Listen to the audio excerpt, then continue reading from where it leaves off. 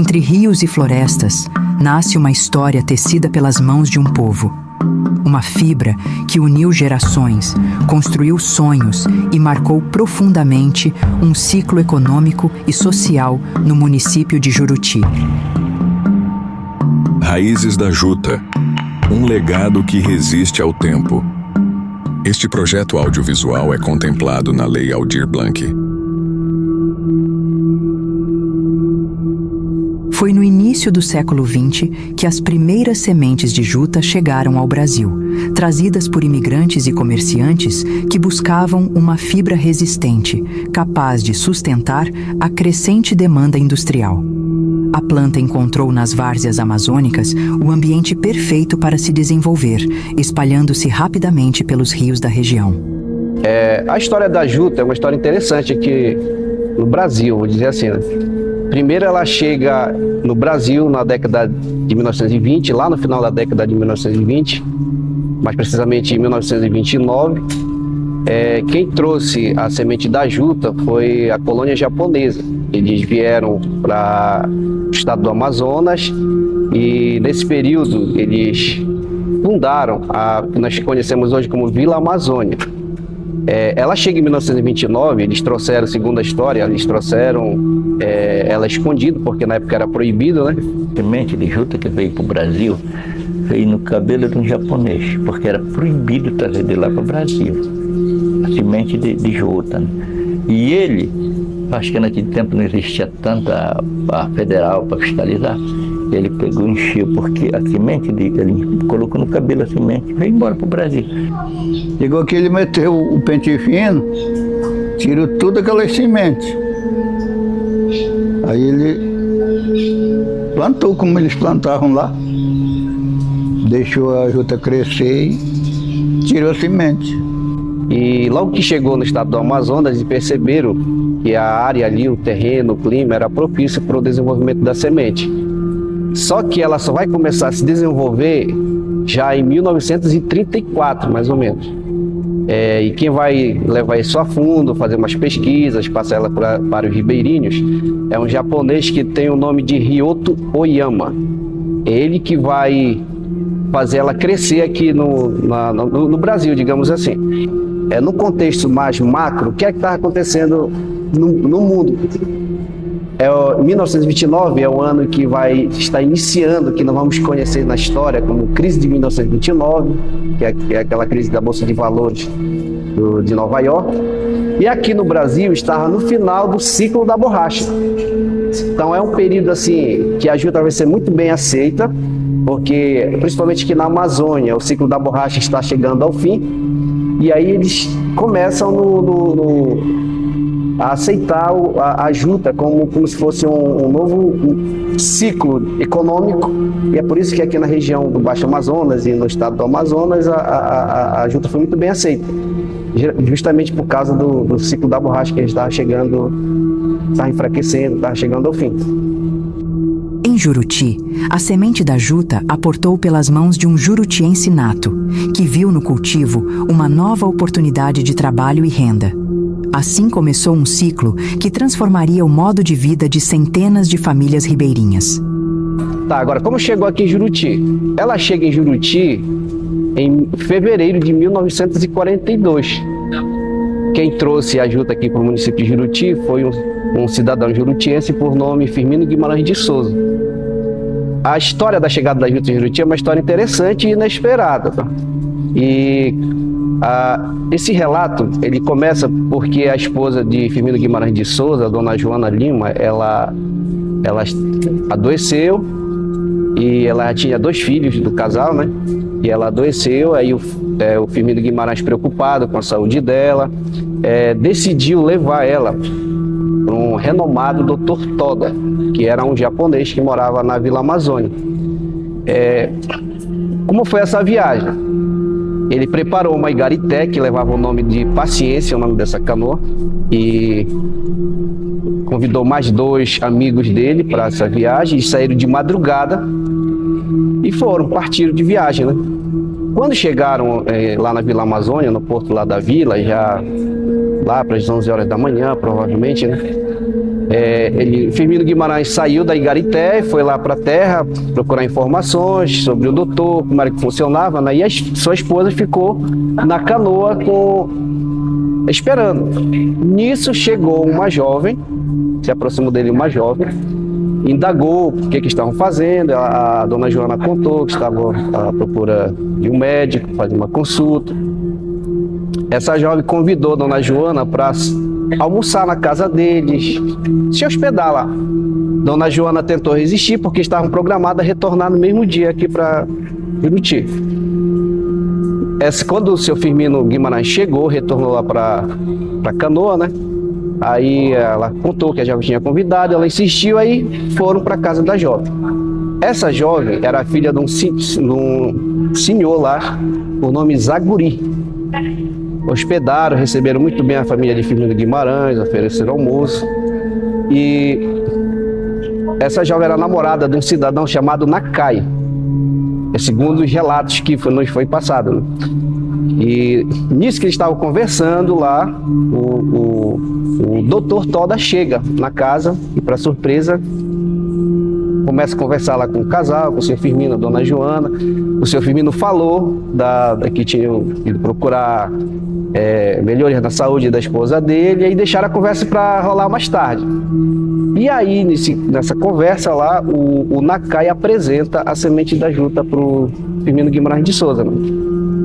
E contou a história que a juta tinha vindo, eles tinham trazido da Índia alguns anos atrás, e disse que estava em processo lá, contou que estava em processo lá na Vila Amazônia, né? E aí, como Firmino Guimarães era um comerciante influente na época, ele se interessou. Segundo o seu filho, que nos passou esse relato, o Dr. Wander, ele disse que ainda fizeram experimento de um dia para o outro lá numa semente no algodão, e ela germinou, bem bacana, e ele trouxe. Agora, voltando para a história lá da consulta. Depois de tudo isso lá, o doutor Toda foi fazer a consulta lá com a dona Joana, né? Depois fez a consulta, palpou tudo como é que ela estava, e veio o diagnóstico. Ele chamou o seu Firmino Guimarães de Souza e disse: olha, seu Firmino, fique tranquilo, a sua esposa está bem, o que está acontecendo? Que ela está grávida de novo, ela está esperando um filho. O Firmino Guimarães ficou surpreso, né? E está tudo certo, então retornaram. Aí o Firmino trouxe a semente da juta. Ele morava na Paciência. A Paciência é uma localidade que fica ali próximo à entrada do Curumucuri, já seguido o Igarapé do Salé. Chegou lá, plantou a quantidade de semente que ele trouxe, né? Quando foi no mês de abril, o filho que a dona Joana estava esperando nasceu, dia 1º de abril. O nome dele é Adervânia. E ele plantou a juta. Quando foi em maio, ele retorna para a Vila Amazônia e já leva a amostra do plantio que ele tinha feito. E segundo o Dr. Wander, elas já estavam com um palmo de tamanho, né? E eles perceberam que aqui ia ser um sucesso no plantio da juta. E a partir daí, a juta começa a ser plantada aqui no município de Juruti. E, inclusive, em 1943, o Firmino Guimarães de Souza tem uma foto que aparece na frente do juntal. E basicamente a chegada da juta começa com essa história da doença da família do Firmino Guimarães, e acabou que aí é o início de um grande ciclo econômico aqui em Juruti, que nós chamamos de o ciclo da juta, né? E a partir daí ela se proliferou para a ilha de Santa Rita, que tempos depois o Firmino Guimarães se muda para Santa Rita, também leva para Santa Rita, e a história relata que ela cresceu bastante aqui no município. Vai surgir alguns compradores de renome, como o Antônio Raimundo. Inclusive o meu pai era cliente do seu Antônio Raimundo, né? Plantava juta. Outros agricultores surgiram na ilha de Santa Rita, como o Manuel Lima, o Manuel Picanço, chamado de Santos. O outro Manuel Lima, conhecido por Maravilha, era o seu Ivaldo Paz. E outros grandes produtores de juta na ilha de Santa Rita. E a vida mudou lá. A vida dos agricultores mudou, porque foi muito bem aceito. Bom, a juta A fibra dela, ela era usada principalmente para fazer sacarias, né? Cordas e tecidos rústicos. Era usada principalmente para fazer esses materiais. Os plantadores de juta, homens simples e experientes nas cheias e vazantes do rio, dedicavam seus dias ao preparo da terra, ao plantio e ao cuidado com as roças de várzea. Cada etapa exigia força, precisão e total sintonia com o ritmo das águas. Quando eu vim para a banda do meu pai, Abraão da Silva Bruce, eu estava com a idade de 13 anos, fui criado para um lado e outro, entendeu? Mas quando eu cheguei aqui, já tinha o trabalho Primeiro fui da juta, que a juta, o pessoal trabalhava mais nela por causa de que a diferença para, como se diz, dividir, né, da produção, tanto malva como juta, porque a malva ela rende mais no peso. Ela é mais pesada, ela desenvolve melhor, né? E então, nesse período que eu cheguei para cá, eu fui também aprender, né? Trabalhar. Mesmo nessa idade que eu cheguei, mas eu via o meu pai com o pessoal trabalhando e eu ia para lá também, né? E comecei a aprender e afinal que eu aprendi. Porque eu também posso dizer que eu fui um grande produtor, porque eu trabalhei muito quando o papai comprou o terreno ali para baixo. Aí é que nós fomos trabalhar mesmo, porque tinha bastante terra para cultivar, né? E nós cultivávamos, e só eu com a minha família nós escapávamos de produzir 20 toneladas, que se chama. Eu comecei a trabalhar na juta com 8 anos, assim, mas pouco, né? Bem pouco. Aí eu fui, eu estudava, aí depois a minha mãe não tinha condição de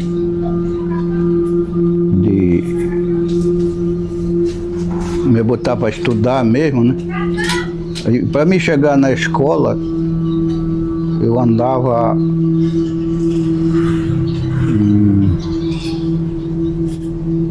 acho que é uns 2 quilômetros. Não, 1,5 quilômetros por canoa e outra quantidade de 1,5 quilômetros por terra, andando, até chegar na escola. Aí a gente estudava. Aí, com o tempo, aí eu estudei 2 ABC. Só 2 ABC.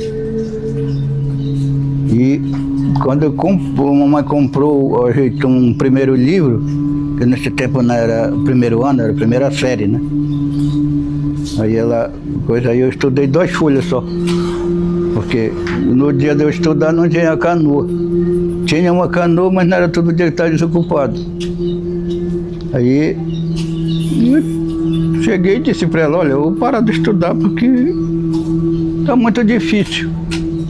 E ela concordou, porque eu não tinha jeito, ela não tinha condição de comprar uma canoa ou fazer outro meio de transporte para mim. E eu parei. Quer dizer que a minha escolaridade foi 2 ABC, só fui alfabetizado. E aí foi que eu comecei a fazer meu roçadinho por ali, da juta. Eu colhia, dava para ela vender, ela vendia. Aí foi até que eu fiquei adulto. Quando eu fiquei adulto, eu já fazia meu trabalho maior.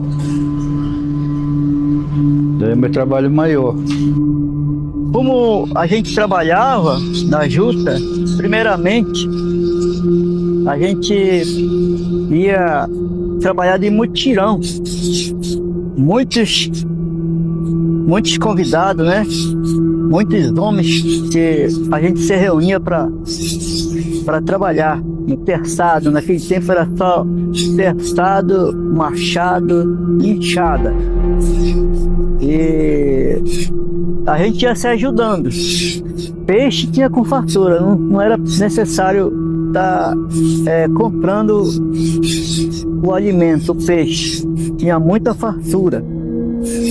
Então a gente ia trabalhar. primeiro roçava, depois queimava, depois pegava a máquina de plantar juta e ia plantar. Em carreira, plantava em carreira, bem anivelado mesmo. Basicamente, meio metro a mais de distância a carreira da juta. E o espaço da máquina, mais ou menos era uma chave, a mais de uma chave, até um palmo, o espaço da máquina de uma bicada para outra, para a juta ficar bonita. E o plantio da juta sempre era neste mês de novembro, já para esperar as primeiras chuvas do mês de dezembro. Que quando estava tudo plantado, às vezes já tinha nascido um pouco a juta, aí que vinha a chuva do dia de ano, dia 1º de dezembro, assim, de Natal, por aí assim que começava a chuva, aí a juta descia rápido.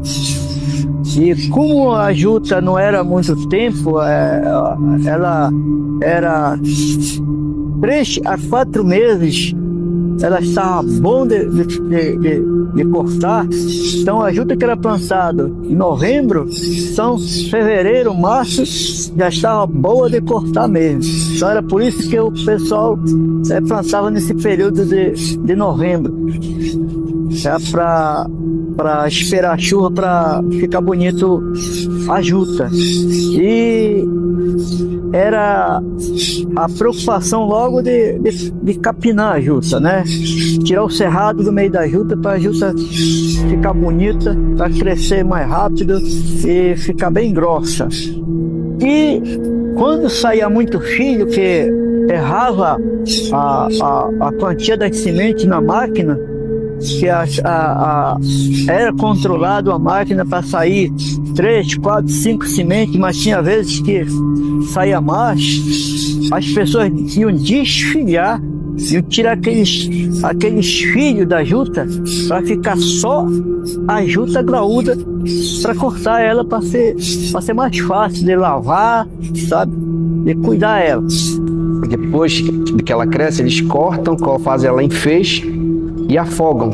E se afogar é o seguinte: eles pegam cada feixe, colocam na água assim, empilhados assim, e colocam barro, pedaços de pau para ela ficar submersa ali. Esse processo aí da juta dura de 13 a 15 dias, para ela ficar bem mole, para poder lavar, que eles chamavam lavar, né, que é desfiar a juta ali na água. Tinha uma juta que a gente lavava assim, e tinha uma que a gente agarrava aqui e sacudia assim. Sacudia para tirar o pau, para ficar só a fibra. Era muito bom trabalhar na juta porque ganhava dinheiro, pagava as nossas despesas, mas também tinha algumas desvantagenzinhas no trabalho. Quando a gente estava capinando, quando estava plantando, tinha o surucucu, que era o pior.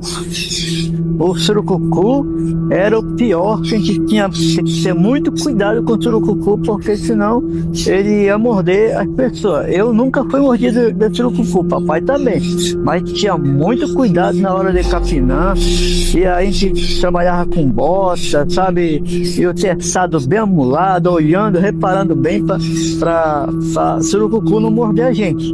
Mas vários colegas nossos foram mordidos por surucucu e passaram muito mal com a mordida do surucucu.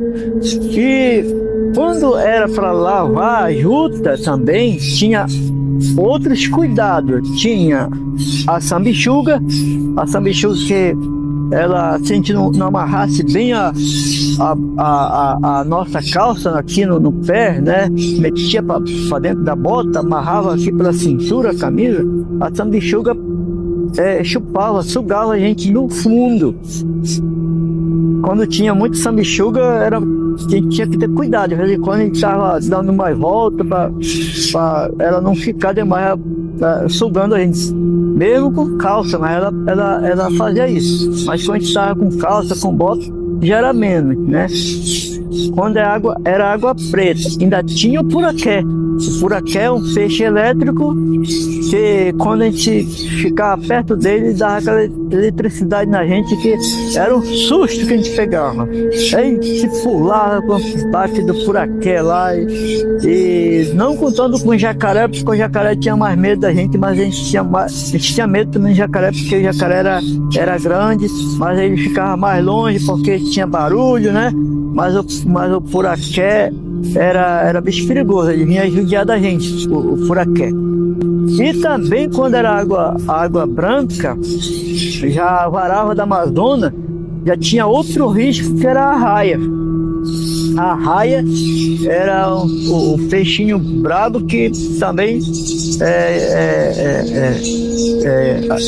fazia o homem chorar de dor quando ela expurava ele. Então, isso era um risco. E também na saúde, na nossa saúde, tinha o reumatismo, que atacava muito as pessoas. Muitas pessoas ficaram com sequelas de dores, né? Braço doído, o corpo todo dolorido. Foi um problema o reumatismo. Teve gente que ficou muito com sequela do reumatismo. Então, mas é outro ponto para sobreviver, né? Porque não tinha como quase outro jeito para sobreviver. Quando chegava o tempo do corte, o trabalho se intensificava. As hastes maduras eram colhidas manualmente, uma a uma, e logo mergulhadas nos igarapés e tanques para o processo de apodrecimento natural que soltava a fibra. Era uma rotina árdua, marcada pelo esforço físico e pelo conhecimento passado de geração em geração. E quando ela estava grande, aí a água vinha chegando. Então, a gente já ia se programar para cortar a juta. Quando a água começava a chegar nas partes mais baixas, que se chama as baixas, né? Que já dava para afogar a juta, que já estava com meio metro assim de água, então a gente já ia cortar a juta. Cortava uma quantia boa que já dava para afogar. 70, 80, 100, 200 feixes de juta a gente cortava, já dava para afogar a juta lá. Afogar a juta é botar ela bem no fundo para ela amolecer. E quando a juta era nova, meio nova, ela não custava amolecer. É um período de 8 dias, já podia experimentar a juta que já estava boa de lavar. Quando ela era mais alta a terra, ela estava mais madura, a água chegava lá para mês de abril, então ela estava mais madura. E aí ela demorava mais um pouco, 12 dias, 13, até 15 dias. Ela não podia passar do prazo, porque senão ela ficava perdendo a validade dela. Então era por isso que a gente estava certo com o tempo da lavação chamado. Cortava, lavava e carregava a juta para enxugar no varal. Assim que enxugava, a gente fazia aqueles fardos, que a gente chamava fardo, e ficava esperando o comprador. E quem ficava em casa, a esposa, o filho, né? Então o trabalho da família já era tratar da juta, para pegar o sol, para secar bem, para tirar a juta de tardinho, para colocar outra juta para estender no mesmo varal. Cada fecho de juta que a gente cortava tinha um cálculo de 1 quilo, 1,5 quilo a 2 quilos. Então, para não fazer um fardo muito grande, colocava 20 cabeças de juta.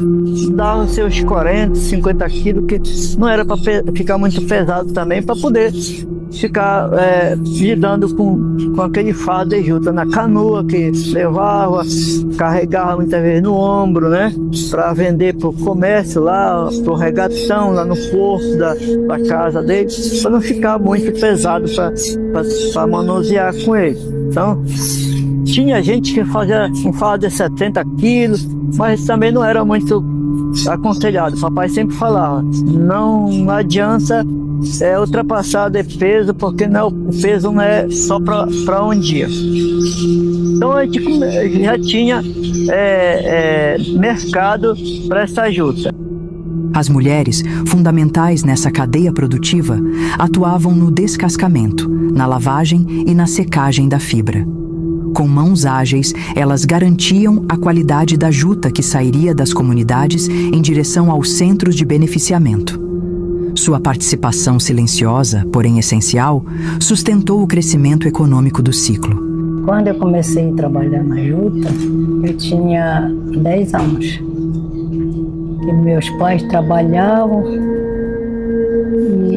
e eu não trabalhava ainda. Quando eu completei os 10 anos, para mim começar a estudar, eu comecei a trabalhar para poder comprar o material para aprender a fazer menos, assinar o nome, né? Aí, depois, quando eles iam, eu ia com eles para o trabalho. Eles trabalhavam para o homem que comprava a juta dele. Aí depois eu me casei, com 20 anos me casei.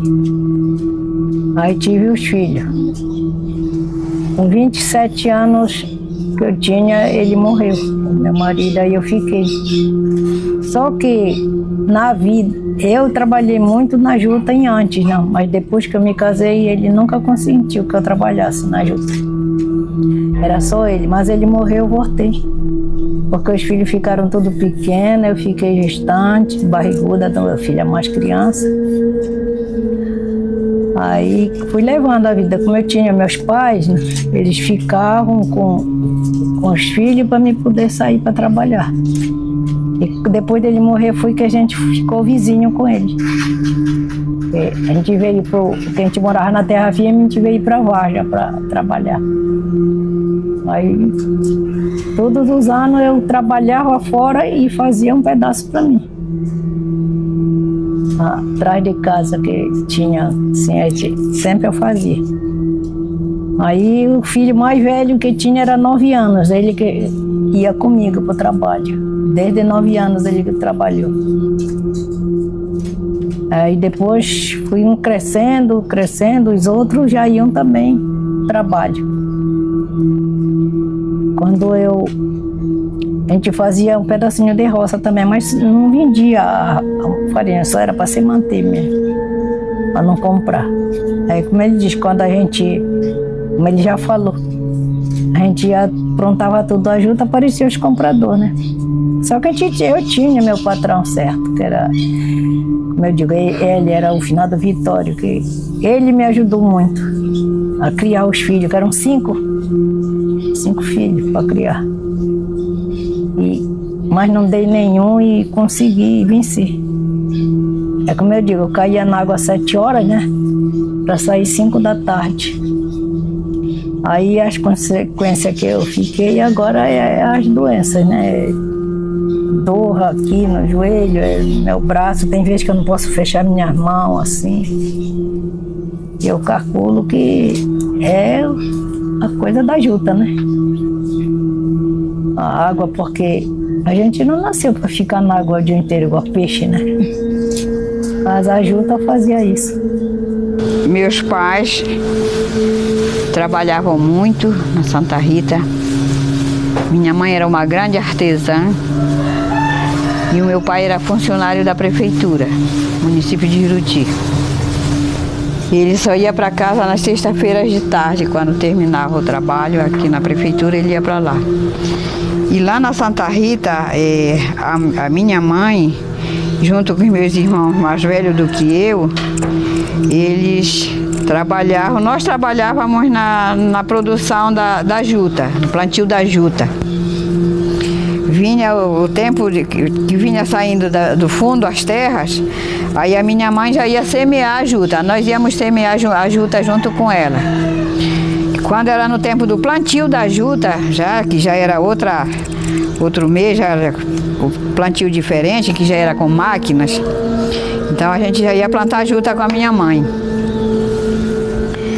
E quando já vinha enchendo o rio, janeiro já era a época de cortar a juta. Era a juta muito grande. Cortava a juta, era o dia inteiro puxirum de cortar a juta. Cortavam, aí no outro dia era só de afogar. Iam afogar todinha a juta para amolecer, para tirar a fibra, né? Para deixar só o caule, né? Da juta, da árvore. Então era 7, 8 dias para amolecer. E depois, quando estava mole, aí ia lavar a juta. Todo mundo ia para dentro d'água para lavar a juta. Lavava tudinho, amarrava as cabeças e depois estendia para secar. Depois, quando estava tudo seco, aí fazia o enfardamento da juta. Enfardava tudinho para vender. Aí já tinha os compradores certos que compravam a juta. Aqui em Juruti era seu Antônio Raimundo Printes, o seu Francisco Viola, eram eles que compravam a juta. Tinha muitas mulheres que a gente trabalhava junto, fazia grupo. Hoje em dia, a gente fazia, naquele tempo era puxirum, né? Fazia puxirum de uma e amanhã da outra e depois da manhã da outra, assim a gente fazia os roçados da gente. E o meu sustento, para sustentar os filhos, foi intermédio da juta, meus pais. É só que a gente trabalhava em juta. Carregava a juta, plantava a juta, lavava a juta, que nessa época era lavar a juta. Né? Enxugava, enfardava e levava para nós vender. E o meu pai pescava e a minha mãe ficava com meus filhos para me sair para trabalhar. Aí eu tinha que dar conta deles e dos dois velhos que me ajudavam. Né? E meu irmão também, que eu tinha um irmão que trabalhava embarcado, ele me ajudou bastante também. A juta ajudou muito, mas ele também deixou consequências na gente. Ficava a mãe dele, e em casa ficava a minha mãe fazia. Quando era de noite, já estava meio velhinha, né, a gente fazia. Eu tinha umas primas que vinham da terra firme, não procurar trabalho na vargem, elas ficavam com a gente lá em casa. Aí a gente fazia aquele grupinho e fazia tudo junto. E isso fui levando a vida. Depois acabou a juta, né? Aí eles tinham que estudar. Diz que a vontade deles era estudar, esse aqui e o outro. Ele trabalha na empresa agora. Ele queriam levar o estudo para frente, mas como? Não tinha como levar. Vamos para a cidade. Eu andei aqui para comprar uma casa e não encontrei casa para comprar. E não queriam Curumim, queriam só se fosse Cuiantã. Fui eu vim para cá com eles, para mim estar aqui. Foi eles que me trouxeram. E com as irmãs aqui, eu comecei com elas já trabalhando já para dar os cursos, já foi em 76. Esse período de 71 até 76, eu fiquei só aprendendo em todos os cursos que elas deram aqui para nós. Então elas viram que, no caso a irmã Brunilde, viu que a necessidade aqui era muito grande e o que o povo plantava muito era juta. Então a gente poderia transformar a juta em peças artesanais. E como lá na Alemanha eles trabalham muito assim com terçume de lã, essas coisas por causa do frio, daí ela achou que o tapete, o tear daria certo aqui na região para nós, para tecer já a juta. Então aí foi feito os teares, 26 teares, aí fundamos aí um grupo de produção na tecelagem de juta, tecemos a juta, aí fizemos muitos tapetes de juta, fizemos as bolsas, fizemos chapéus, fizemos até o roxinho de tamanquinho que estava na moda na época, né, os tamanquinhos. Então a gente trabalhou muito. E até hoje a gente mantém esse trabalho da tecelagem de juta. E a gente tingia a juta sempre com tintas naturais mesmo, era com a mangrataia amarela, era com crajiru, era com essa outra genipapo. Essas tinturas aqui naturais a gente tingiu muito com elas. Então isso dá uma vida, né, para a fibra da juta. Os compradores percorriam as comunidades em barcos, negociando fardos e abastecendo prensas e indústrias que transformavam a fibra em sacarias, cordas e tecidos. Durante décadas, a juta movimentou a economia, criou empregos e marcou profundamente a identidade local. Comprador tinha muito. Quando era na época de a gente beneficiar ela, enxugar, os compradores chegavam. Muito comprador. Era o Antônio Raimundo, como você falou, era outros e outros. Antes do Antônio Raimundo, era outros. Tinha um homem aqui em Juruti que chamavam Cupido, chamavam para ele. Ele era comprador de juta, ele ia lá. Eu me lembro que ele comprava a juta da mamãe lá e levava um monte de moeda assim, desse tamanho assim, aqueles montinhos de moeda. Lá já estava o valor, né? E pagava ela e ia embora, levava a juta. A gente ficava, mas a gente que tratava ainda enquanto adolescente, né? Depois que eu fiquei adulto, já era eu mesmo, já não era esses compradores, já era outros compradores. Era o Carlito Ferrari, o Antônio Raimundo, essa gente aí, lá do Vitório. E tinha muito comprador. Ele não embarcasse, ele contratava, ia buscar lá, ele vinha comprando a juta. Vinha comprando, até chegar na gente. E quando encheu o barco, ele vinha trazer, aqui em Juruti. E se ainda tinha bem, ele voltava. Quando o comprador não vinha, que a gente já estava querendo vender mesmo, a gente vinha e contratava. Se desse para ele dar logo uma ponta, ele dava, senão, eu vou buscar amanhã, então leva amanhã tu dá. E a gente vendia. Chegava o tempo da colheita, podia vir aqui qualquer comércio e dizer: já vou colher juta, eu tenho uma juta que está amolecendo lá. Eu queria um dinheiro para pagar a gente para lavar e coisa. Mas era na hora. Quanto tu quer, tanto, pega. Aí levava. Eu lá pagava o pessoal. A juta foi uma fibra que ela ajudou muito as pessoas, né? Até mesmo os pais educarem seus filhos, né? Levar para a escola, né? Para se educar. O nosso alimento de compra, café, açúcar e sal, querosene, naquele tempo que a gente usava muito querosene, a gente comprava no regatão, né? Arroz. Então tinha também os japoneses que tinham o comércio, a gente vendia para eles, o japonês, comprava dele também, mas era um movimento muito grande e as despesas eram muito altas também, porque a nossa família nós era 9, quanto de mentiroso, era 9, né? O papai e a mamãe nós era 11. E aí era uma despesa meio grande, mas a juta, ela dava para cobrir, até porque a gente ficava fiando, a gente falava enfiada, né?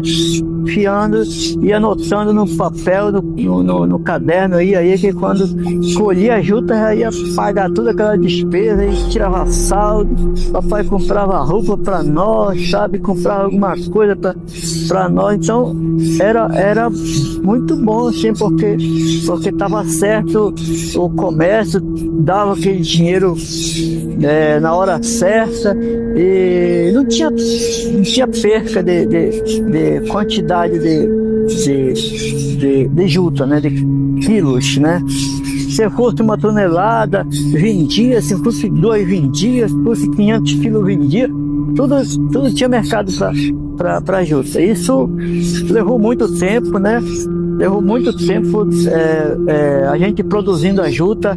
Aqui em Juruti foi uma cidade que foi campeã de fibra de juta, muita juta, que levava para Óbidos, barcos cheios. Ainda cheguei a levar juta no mastro, no motor do japonês para Óbidos.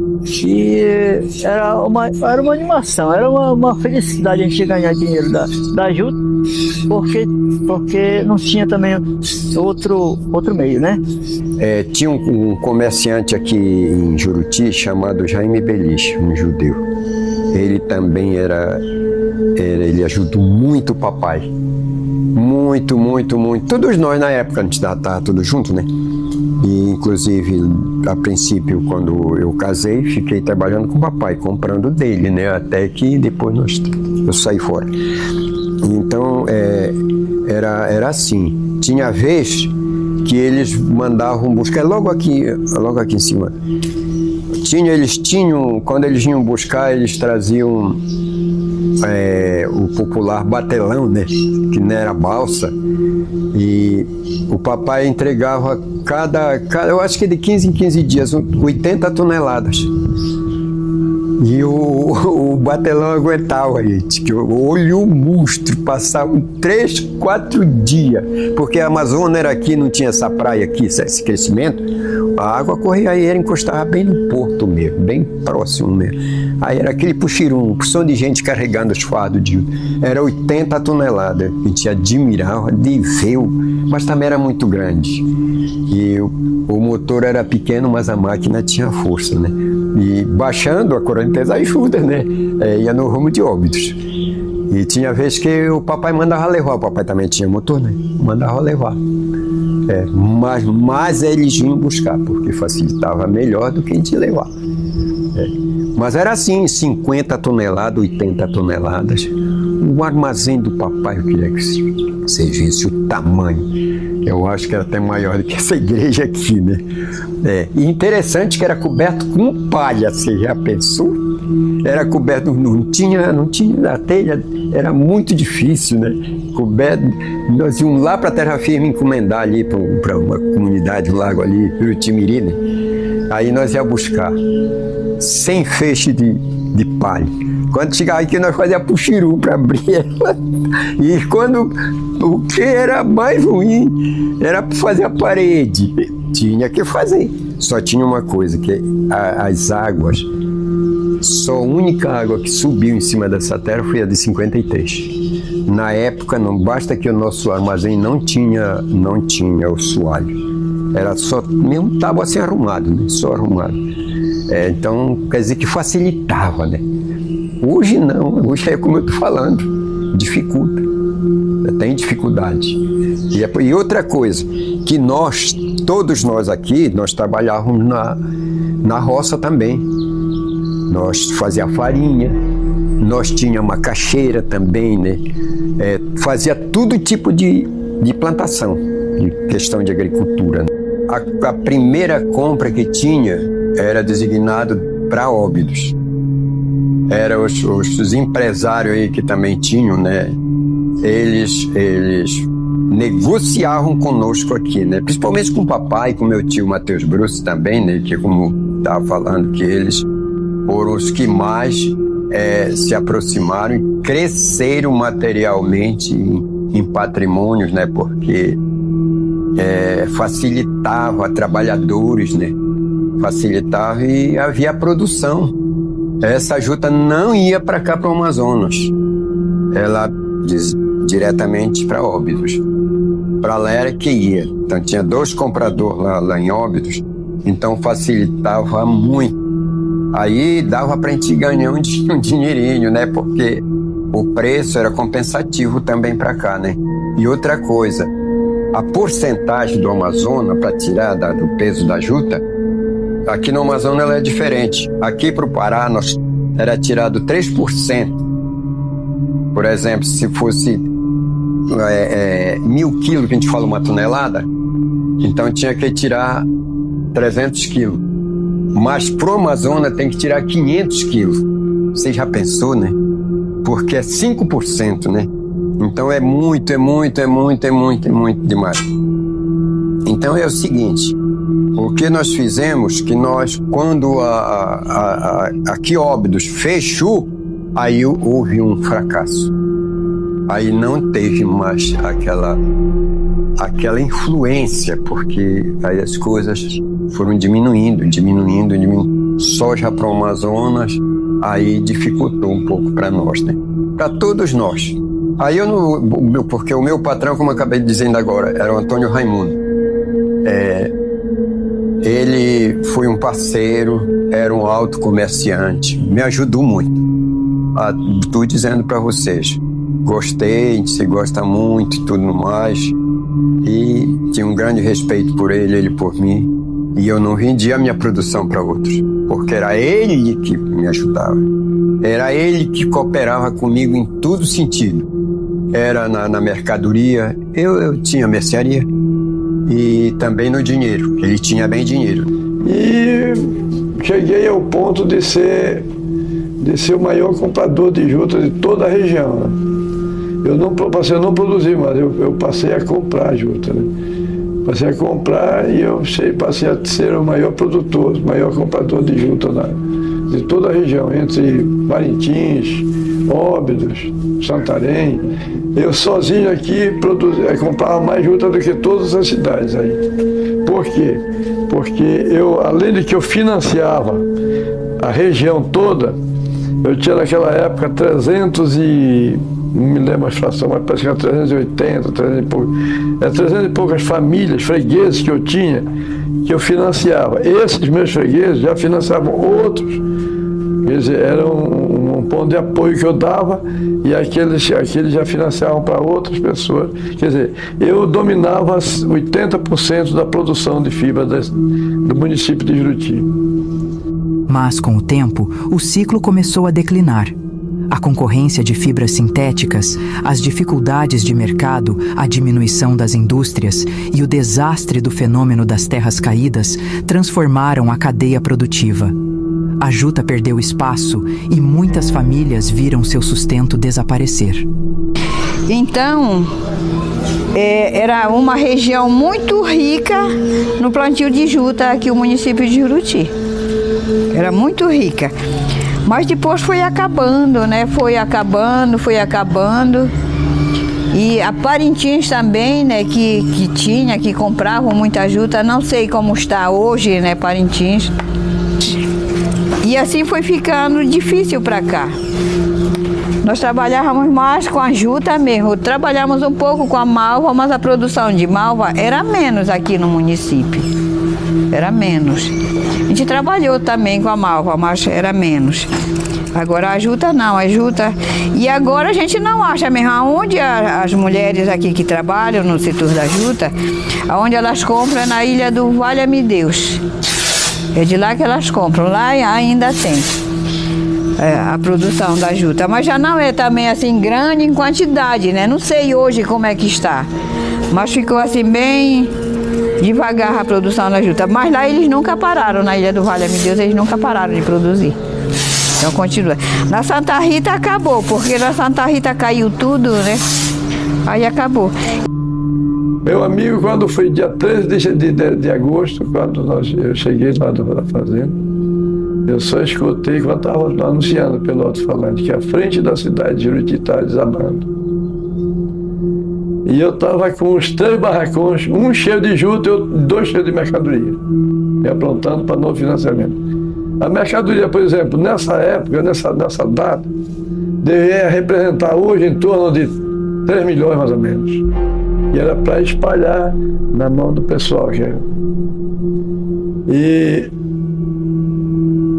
aí, quando eu escutei aquele negócio, acordei, estava dormindo, acordei, eu e minha mulher acordamos, os filhos acordaram, todo mundo acordou e ficou aquele alarme terrível. Aí nós corremos para o porto da cidade. Chegamos lá na frente do porto da cidade, de fato, estava... A metade já estava caída. Tinha até galo cantando em cima do pau lá na frente. Era um negócio muito triste. Né? Aí eu sentei lá num negócio lá e disse por essas palavras: eu não tenho condição de fazer nada pelo que eu tenho. Ou cai tudo ou fica tudo. Eu disse assim mesmo, essas palavras: ou cai tudo ou fica tudo. Eu não vou mexer com nada agora, porque eram 10 para as 11 horas da noite, não tinha ninguém na cidade, só tinha os espectadores que estavam vendo cair a cidade. Aí eu disse assim, para as palavras, né? Ou cai tudo ou fica tudo, porque eu não vou mexer com nada agora. Aí voltei, e quando cheguei em casa, a minha mulher tinha saído e tinha conseguido 50 e poucos homens para mexer com o que tinha lá.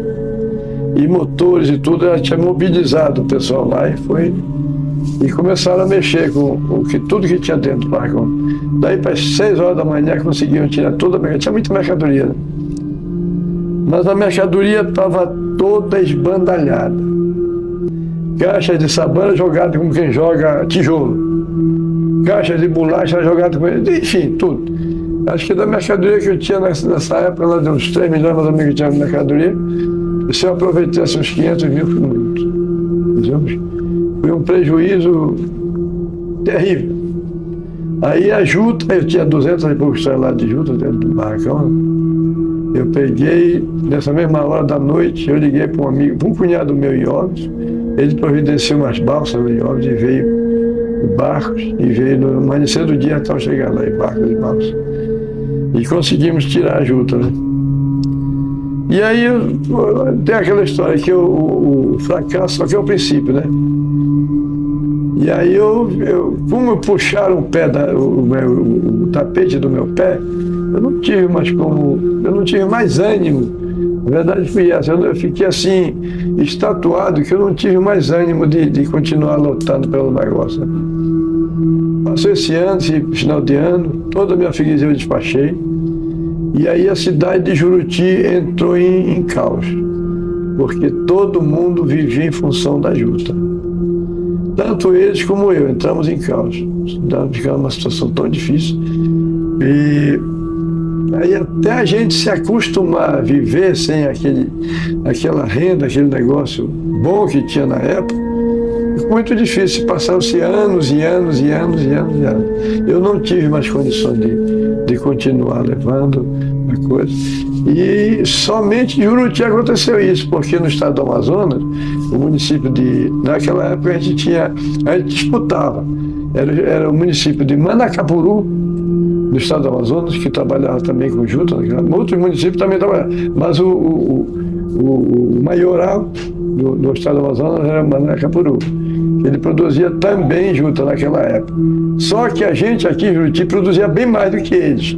Eles faziam tudo para chegar igual lá com a gente, mas sempre eles estavam para trás. E eu pegava essa juta de lá, grande parte da juta de Manacapuru, Tefé, Quari, Taquatiara, Parintins, todos esses municípios de lá, eu tinha compradores de juta que traziam a fibra para mim, para Juruti. E eu monopolizava aí.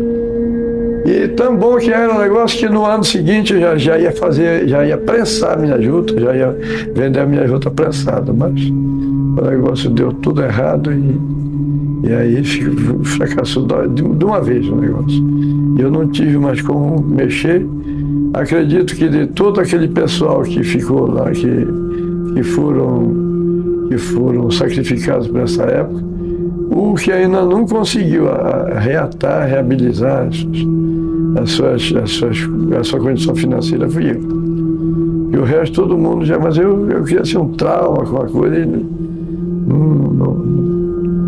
não fiquei mais com condições de mexer com nada. Foi então que começou a transição da juta para a malva, outra fibra adaptada aos ambientes amazônicos.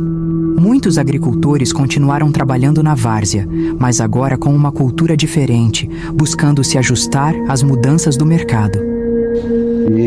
E depois que a juta acabou, a gente ficou parado, porque não tinha. Aí nós passamos para o peixe.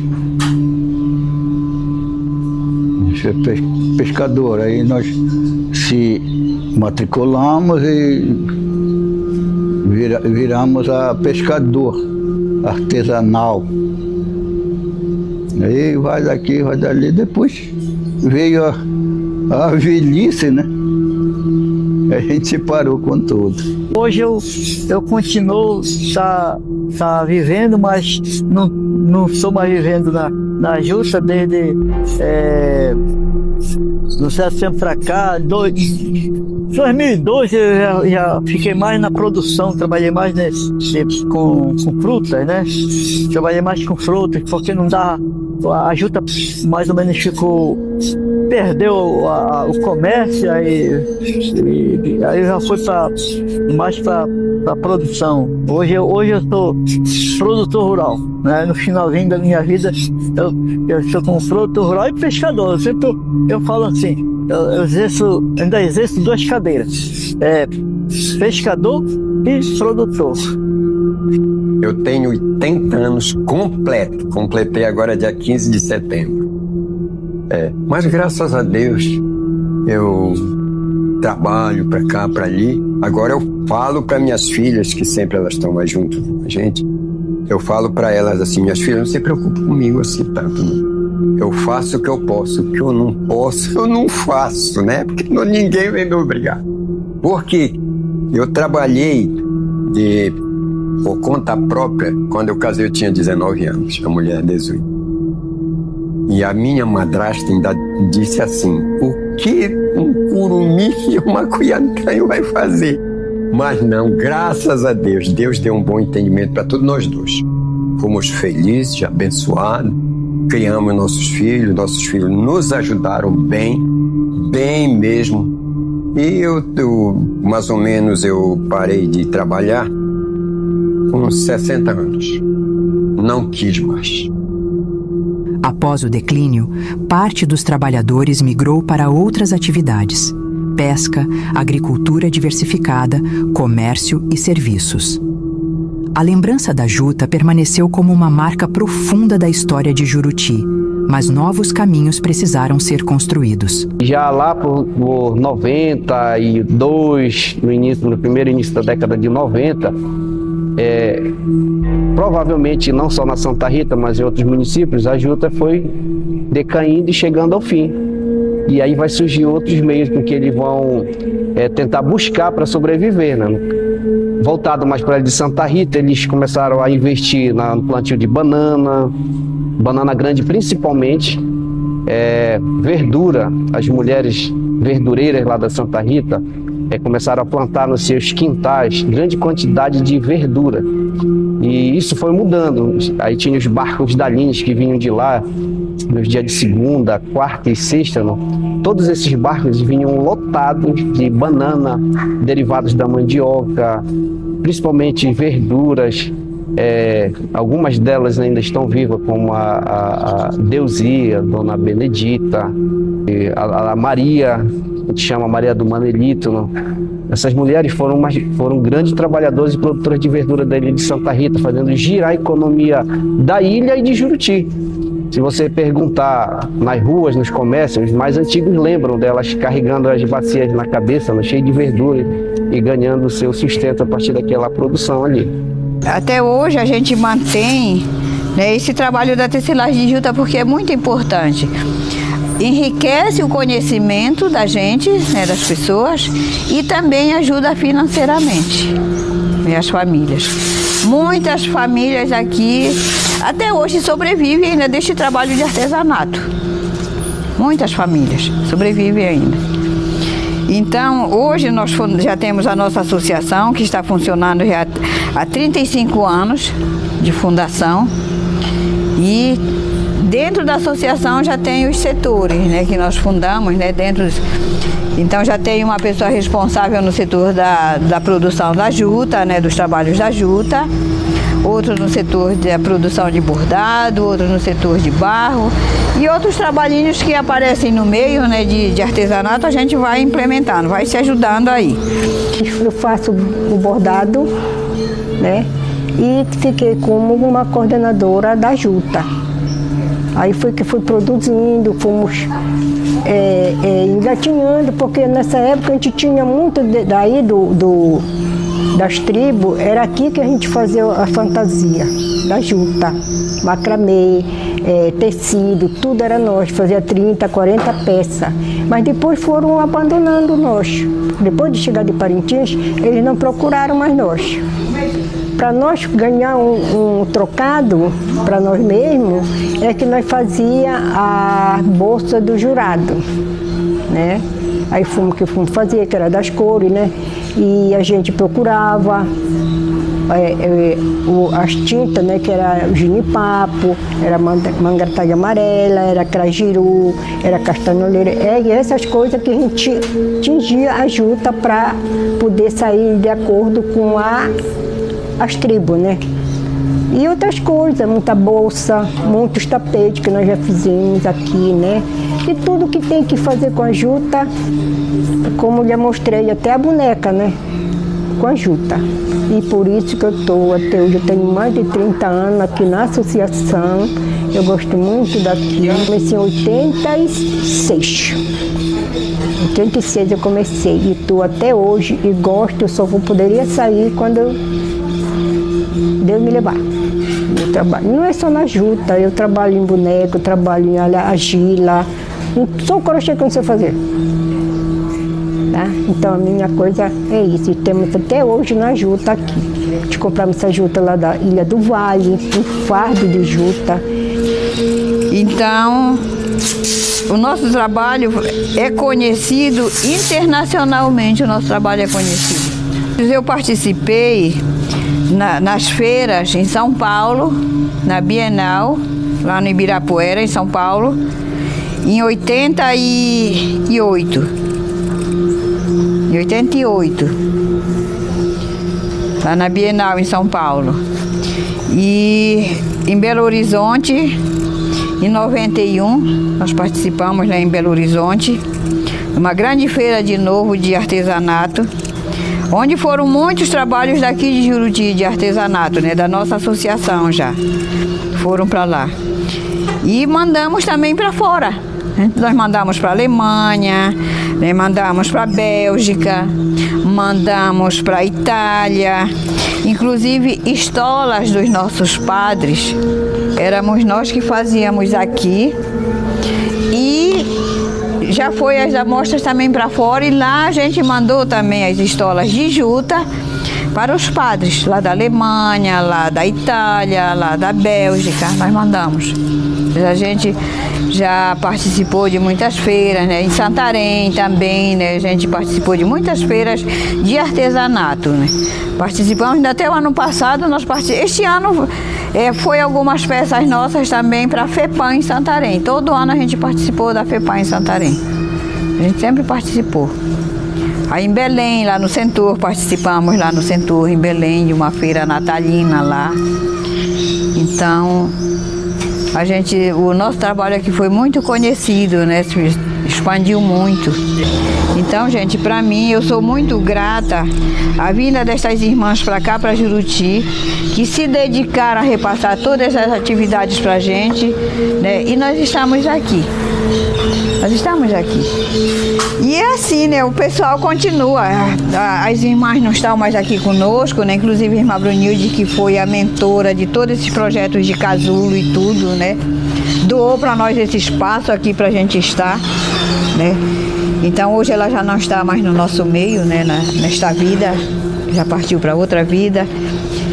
E nós estamos aqui e a gente vai repassando, né, o conhecimento da gente para que outros também possam continuar. Elas saíram, eu fiquei aqui e já estou repassando para outros e outros já estão assumindo, já estão conduzindo também, né? Isso me deixa muito realizada, muito feliz de ver que não acabou com a saída das irmãs, ninguém acabou, né? A gente continuou e continuamos até hoje, estamos aqui. Hoje, apesar das transformações, a juta ganhou novos significados. Muitos artesãos, e principalmente mulheres criativas da região, passaram a utilizar a fibra na confecção de bolsas, esteiras, adereços e peças decorativas. A juta, que um dia sustentou famílias como matéria-prima bruta, renasce agora como símbolo de arte, identidade e resistência cultural. O que a gente observa é que a malva hoje ela é muito utilizada também, e ela é muito mais procurada do que a juta por esses fatores, até por ser mais segura. A produção de sacaria também usa muito a malva hoje, para fazer adereços dos festivais, por exemplo, Juruti, Parintins, é mais procurada a questão da malva. Então, essa transição que foi feita da juta para a malva, hoje a gente percebe algumas ilhas que ainda cultivam esse produto, por exemplo, a Ilha do Vale, segundo as informações, eles já trabalham mais com a malva do que com a juta, por esses fatores.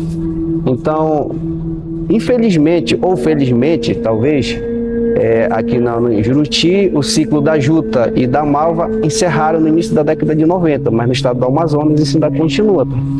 Lá na ilha de Santa Rita, por exemplo, eu já vi fotos, inclusive aqui na frente de Juruti, antes das terras caídas, plantio de roçado de juta. Eles plantavam aqui, os agricultores.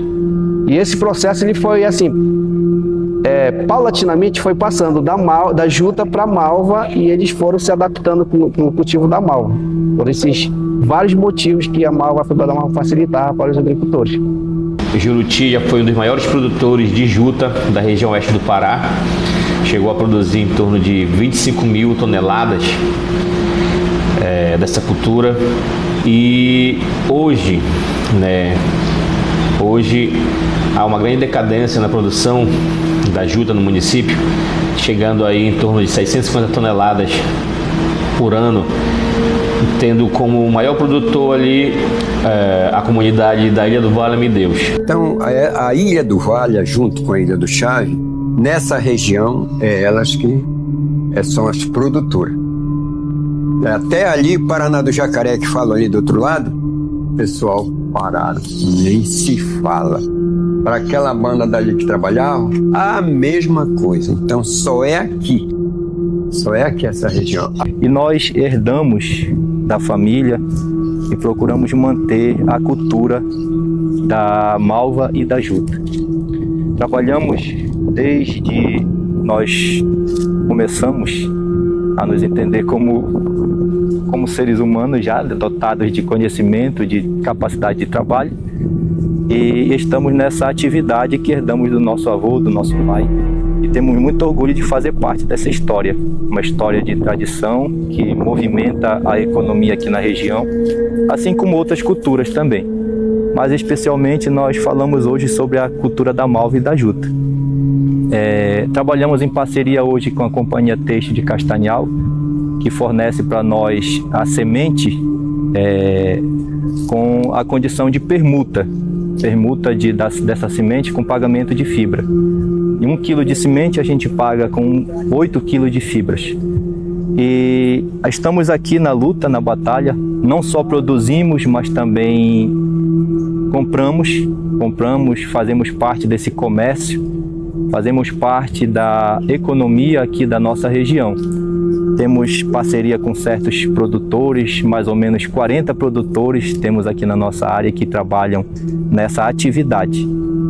E temos hoje o preço inicial de R$ 5,20 desse preço dessa semente. E também queremos fazer menção de que a malva e a juta, hoje, para nós, é o que mais movimenta a nossa economia aqui na nossa região. Como falei ainda há pouco, temos outras atividades agrícolas, temos criações, mas o que movimenta mesmo para nós ainda é a malva e a juta. Hoje, em maior escala, a malva. A juta já mais baixo, mas ainda plantam. Ainda tem pessoas que plantam, devido às nossas áreas serem áreas altas e a malva ter um período mais demorado de maturação. Por isso, se adaptamos mais a trabalhar com ela. E também, para nós, hoje, é um produto que ainda nos dá uma garantia de comprarmos, como eu sempre falo, um rabeta novo, um bote de alumínio. O povo, graças a Deus, tem trabalhado, tem se esforçado, e a gente vê hoje as casas melhoradas, né? Cada um tem ali as suas coisas que necessitam dentro das suas casas. Eu faço parte, eu louvo a Deus, agradeço a Deus e fico muito feliz de fazer parte desse crescimento econômico da nossa região. Nós temos o prazer, muitas vezes, temos também a embarcação que fazemos o trabalho de recreio. As pessoas na safra da malva, da juta, aquele movimento, trazendo seu freezer, trazendo sua cama nova, seu colchão novo, seu rabeta novo. Então, isso deixa a gente muito satisfeito em ver que mesmo que é um trabalho, podemos dizer assim, é trabalhoso, no sol, é na água, mas ainda deixa para nós resultados positivos. Então, hoje estar aqui falando sobre esse produto me deixa feliz. Agradeço aí os nossos amigos que estão aqui nos dando essa oportunidade de falar sobre esse produto nesse projeto, e não podemos deixar de lançar o nosso pedido às autoridades do município, às autoridades do estado, que possam olhar com os olhos com mais carinho, voltado com mais atenção para os nossos produtores, para que possamos ter um incentivo a mais, para que possamos ter um apoio a mais, para cada vez produzirmos mais e desenvolvermos cada vez mais a nossa região, principalmente financeiramente. Antes trabalhava muito com a juta, depois fui mais a malva, que ela dá mais lucro, produz mais, é mais segura. Daqui a gente vende, o comprador leva para Parintins. A fibra da juta, que é produzida aqui também na Ilha do Vale de Deus, ela é usada também aqui no nosso festival folclórico das tribos Mundurucus e Muirapinimas, nos adereços, nos saiotes, né, na roupa dos dançarinos, e também é utilizada para fazer bijuterias que são vendidas aqui pelos artesãos locais. Inclusive, no ano de 2022 ou 2023, se não estou enganado, a juta que foi produzida aqui na Ilha do Vale de Deus, ela foi usada para fazer a corda do Círio de Nazaré. Entendeu? Então, isso aí foi de grande importância aqui para o nosso município, né? Ser utilizado aqui a juta do nosso município para fazer a corda do Círio, que é um movimento de fé muito grande aqui do nosso estado. Ainda assim, aquilo que parecia destinado ao esquecimento permanece vivo na memória do povo. A juta segue presente nas histórias contadas pelos mais velhos, nas artes, nas escolas e na cultura popular. E essas histórias nós estamos pesquisando já há algum tempo sobre a ilha de Santa Rita, né? E nós temos um projeto de fazer isso se tornar um livro, e eu tenho certeza que vai contribuir para a história de Juruti, para a história dos santarritenses também, e aos poucos a gente vai contando a história da política, da economia jurutiense, da cultura, e provavelmente, quem sabe, a partir daí possam surgir outras pessoas interessadas em ampliar esses escritos para se tornar uma história documentada aqui, e parabenizar também aqui a equipe do documentário por estar tendo essa atitude, que já é um primeiro passo que nós estamos tendo, né? De documentar um pouco a história do nosso município, que ainda é raro. Tem histórias assim, um pedaço aqui, um pedaço ali, e aí isso daí vocês estão montando, e com certeza isso daí vai ajudar muito até para as aulas de história. Pode chegar isso nas escolas, chegar na Secretaria de Educação, né? Para ampliar o nosso acervo. Nós não temos quase nada escrito oficial de Juruti. Então, esse é um primeiro passo, e estou parabenizando vocês assim pela atitude, entendeu? O que nós temos, por exemplo, nas disciplinas de estudos amazônicos, os livros vêm contando a história da Amazônia geral, nós não temos história local. Então, a partir daí, nós estamos desenvolvendo esse projeto também, e eu tenho certeza que vai ser concluído, né? E a partir daí outras pessoas possam se interessar em escrever a nossa história.